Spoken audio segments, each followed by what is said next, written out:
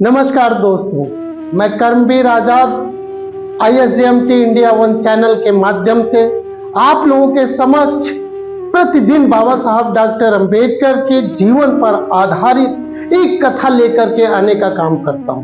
मित्रों, उसी क्रम में आज बाबा साहब डॉक्टर अंबेडकर जो अध्ययन के प्रति कितना लगाव था, उसके बारे में आज चर्चा करने के लिए हम आ रहे हैं।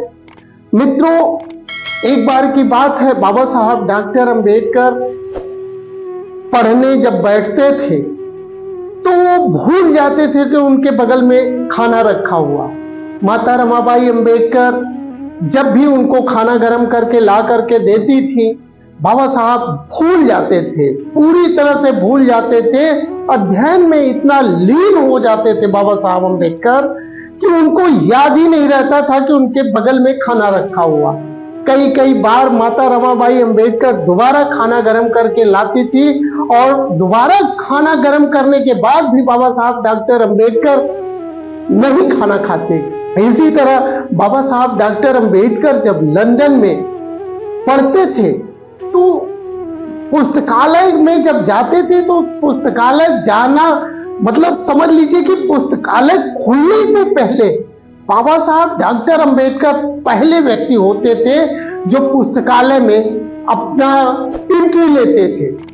और बाबा साहब की ये लगन पढ़ाई के प्रति, अध्ययन के प्रति देख करके वहां का जो पुस्तकालय का जो अध्यक्ष होता था, जो वहां पे निरीक्षक एक तौर से कह लिया जाए जो रखा जाता था पुस्तकालय में, वो बाबा साहब के प्रति बहुत ज्यादा उदार हो गया था, उनका ये अध्ययन का प्रेम देख करके। तो बाबा साहब डॉक्टर अंबेडकर कई कई बार जब चूंकि पुस्तकालय में कुछ खाने पीने के लिए अलाउ नहीं होता था, तो बाबा साहब डॉक्टर अंबेडकर लिफाफे में या फाइल में सैंडविच रख करके ले जाते थे और लंच के दौरान चुपके से पुस्तकालय में खा लेते थे। और अंतिम व्यक्त हुआ करते थे जब पुस्तकालय बंद होता था, तब उस बाबा साहब डॉक्टर अंबेडकर को पुस्तकालय का जो अध्यक्ष था वो याद दिलाता था कि बाबा साहब अब समय पूरा हो गया, कृपया आप चले। और बाबा साहब डॉक्टर अंबेडकर से जो पुस्तकालय का अध्यक्ष था वो बहुत ज्यादा लगाव हो गया था। और बाबा साहब की स्थिति ऐसी थी कि बाबा साहब कई कई बार अध्ययन में कई कई दिन भूखे रहना पड़ता था। वो बाबा साहब डॉक्टर अंबेडकर को लेकर के लंच लाता था और बाबा साहब डॉक्टर अंबेडकर को खाना देता था। अध्ययन के दौरान बाबा साहब डॉक्टर अंबेडकर ने मजदूरी तक की।